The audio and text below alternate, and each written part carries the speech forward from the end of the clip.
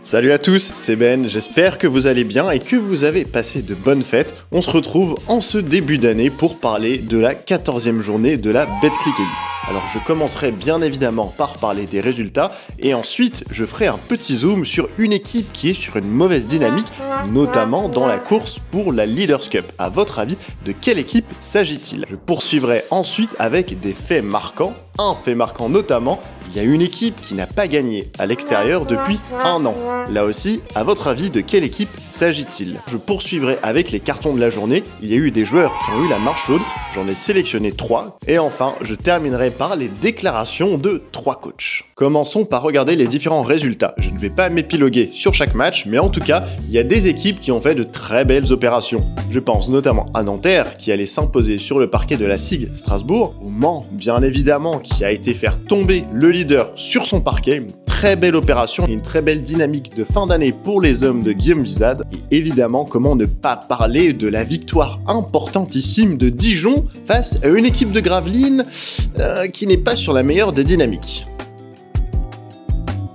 Et le BCM Gravelines, justement, parlons-en. Vous l'aviez peut-être deviné quand je parlais d'équipe sur une mauvaise dynamique pour la Leaders Cup. Gravelines, sur ces dernières semaines, a enchaîné les contre-performances et voit s'envoler ses espoirs de participer à la Leaders Cup. Alors mathématiquement, ce n'est pas encore terminé, mais ça va être très compliqué pour le BCM de participer à la Leaders Cup à Caen. Il y a une statistique que je trouve assez révélatrice, vous le voyez avec ce graphique, eh bien c'est tout simplement que Gravelines ne performe pas à la maison. Gravelines a un ratio victoire-défaite qui est négatif à domicile.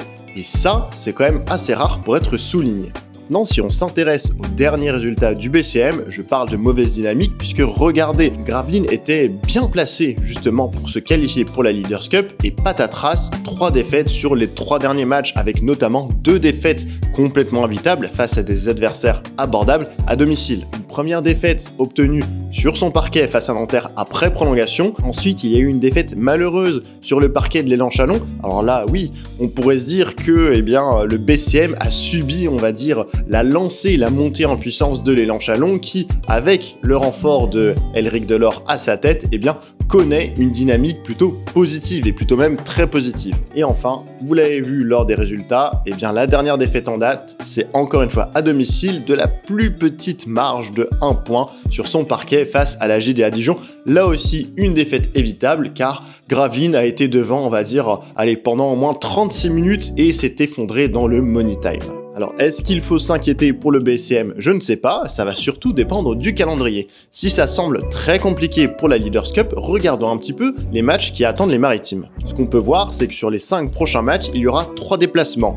Peut-être un mal pour un bien, car Gravelines a du mal à performer à domicile. Pour ces déplacements, le BCM va aller affronter Le Mans pour son premier match de l'année 2025, se rendra ensuite à Lasvel, donc 2 matchs qui semblent plutôt compliqués sur le papier. Le BCM recevra ensuite La Rochelle, qui n'a remporté qu'une victoire sur ses 13 premiers matchs. On peut se dire que c'est peut-être là, enfin, la victoire que va décrocher le BCM à domicile. Et ensuite, Gravelines va là encore enchaîner des matchs plutôt compliqués, Monaco et Cholet. Autrement dit, sur ces 5 prochains matchs, le BCM va affronter Monaco, Lasvel, 2 équipes d'Euroleague et le leader Cholet. Avouez qu'on a vu plus facile comme calendrier. Alors, à votre avis, à la fin de ces 5 prochains matchs, où sera positionné le BCM au classement? Maintenant, rappelez-vous, lors de l'introduction, je vous ai parlé d'une équipe qui n'avait plus gagné à l'extérieur depuis 1 an.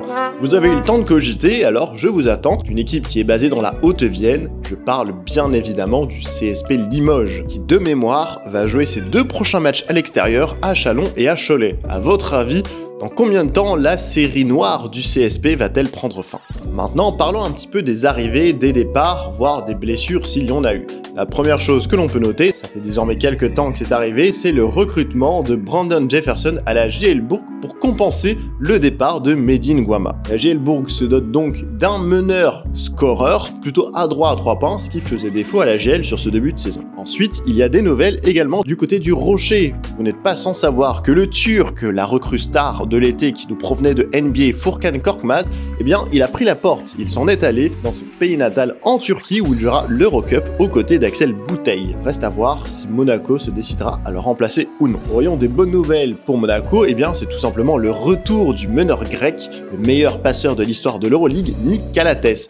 Un renfort qui va faire grand bien à Monaco, ce qui va permettre de soulager Elio Kobo et Mike James à la création. Enfin, du côté du Mans, Medine Guama a signé à Grande Canaria, sa pige au Mans est terminée, ce qui signifie que Abdoulaye Ndoye va très bientôt revenir sur les parquets. C'est une bonne nouvelle pour Abdoulaye Ndoye et Medine Guama a déjà retrouvé un club et un contrat avec Grande Canaria. Il y a pire destination que l'Espagne et notamment les Canaries. On espérera pour lui que ce contrat se prolongera pour le reste de la saison. Ensuite, du côté de Cholet, là aussi vous avez dû le voir car il a déjà joué 2 matchs. Justin Briggs est le pigiste médical de Jamoni McNeese et enfin on a eu le retour de blessure de Mohamed Diawara, ce qui va permettre de redonner un petit peu plus de corps et d'allant à une équipe choltaise qui ces dernières semaines a été un petit peu plus en difficulté. Et enfin des bonnes nouvelles, il y en a aussi eu du côté de la SIG, malheureusement ça n'a pas rimé avec des victoires, mais Ilan Pietrus et Brice Dessert ont effectué leur retour. Du côté des cartons de la journée maintenant, j'ai décidé de mettre en avant 3 joueurs. Ça commence à devenir une habitude, mais je commencerai par parler du pivot jamaïcain, Shevon Thompson. Encore une fois, il a dominé les débats face au Portel, alors que Jack Nunge, de l'autre côté, eh bien, était absent pour congé paternité, ce qui n'a pas manqué de faire rager son coach Éric Gérard. Shevon Thompson a aligné une ligne de statistiques mirobolante, 24 points, 14 rebonds, le tout pour un magnifique 35 d'évaluation. Est-ce que Shevon Thompson ne serait pas le meilleur pivot de la Betclic Elite? Je vous pose la question. Ensuite, je vais enchaîner avec un joueur qui là aussi a réalisé une ligne statistique exceptionnelle, c'est Matthew Strazel. 19 points, 10 passes décisives pour 26 d'évaluation. Dans une ligne extérieure pléthorique du côté du Rocher, eh bien c'est Matthew Strazel qui a tiré son épingle du jeu et qui a fait très mal à l'élan Chalon. Et enfin, vous le voyez, avec son costume, son déguisement de Superman qu'il a arboré lors du All-Star Game de l'année dernière, c'est tout simplement Tyson Ward qui a été monstrueux dans la victoire de Paris Basket face à Limoges. 30 points, 8 rebonds, 7 sur 13 à 3 points avec un 32 d'évaluation. Son meilleur match de la saison, son career high tout simplement. Tyson Ward a été au four et au moulin. Tout ça c'est bien beau, mais parlons maintenant des différentes déclarations des coachs lors des conférences d'après-match. Je commencerai par la déclaration de Laurent Villa. Son équipe a été battue à domicile par Nanterre. Voici ce que Laurent Villa a déclaré. Je suis déçu par notre prestation défensive. Nous avons été en réaction. On devait passer en dessous des écrans pour limiter leur agressivité. Cette équipe de Nanterre est très offensive. Nous n'avons pas été assez intelligents. On aurait dû fermer la raquette, quitte à laisser des tirs ouverts pour voir s'ils étaient capables de sanctionner. À la reprise, nous serons au complet et nous allons préparer au mieux Saint-Quentin. La SIG connaît souvent des up and down. C'est assez irrégulier. Encore une fois, ils ont perdu à domicile face à un adversaire abordable, Nanterre, mais les Nantériens sont sur une très bonne dynamique et comme le dit Laurent Villa, Strasbourg va récupérer ses joueurs blessés petit à petit. C'est vrai que Brice Dessert, s'il est revenu au dernier match, il a eu un temps de jeu extrêmement limité, donc son retour, je pense, à un meilleur niveau avec plus de minutes va faire grand bien à la SIG Strasbourg qui devait composer avec le seul Vitaly Chikoko comme poste 5.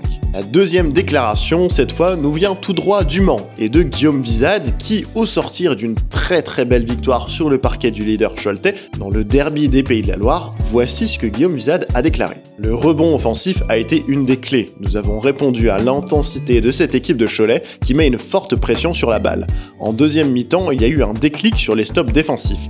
20 rebonds offensifs, c'est une perf. C'est l'occasion de féliciter Cholet aussi, qui est au top dans toutes les catégories du championnat. On a donné une belle image du Mans, il faut aller chercher le maintien le plus tôt possible. Ça respire l'humilité du côté de Guillaume Vizade qui nous parle de maintien. Assurer le maintien le plus tôt possible. C'est vrai que l'on est désormais dans une formule avec moins d'équipes.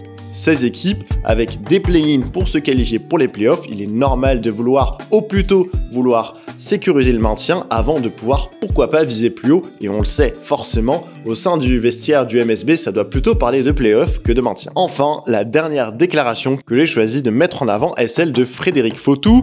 Son équipe a été vainqueur autoritairement face à 50 ans. Voici ce qu'il a déclaré. C'est une vraie récompense. Pour l'équipe, ça prouve que la phase aller est plutôt réussie et pour le club, cela signifie une stabilisation dans le très haut niveau du championnat, surtout à 16 clubs. Le partage de la balle est censé être notre force, il faut que le ballon vive et à un moment donné, le talent des joueurs fait la différence. C'est ça aussi les très grandes équipes. Évidemment, en disant ça, Frédéric Fautou fait notamment référence à la qualification pour la Leaders Cup 2025 de son équipe de la JL Bourg qui effectivement se pérennise, on va dire, dans le haut niveau du championnat, dans le top 4. Depuis l'année dernière, Bourg est vraiment une équipe qui monte sportivement. On savait que tout le développement en termes de communication et des infrastructures était très bien du côté de la JL, qui est souvent cité comme exemple pour la majorité des clubs. Sportivement également, il y a une vraie progression, une stabilisation à ce niveau, et c'est donc à ça que fait référence Freddy Fautou. Voilà, on arrive à la fin de cette vidéo. Encore une fois, j'espère que le récap de cette 14e journée de Betclic Elite vous a plu. Si c'est le cas, n'hésitez pas à vous abonner et à partager un petit commentaire. N'hésitez pas également à me suivre sur mes réseaux sociaux, X anciennement Twitter et également Instagram. Sur ce, je vous dis à très bientôt, bye bye.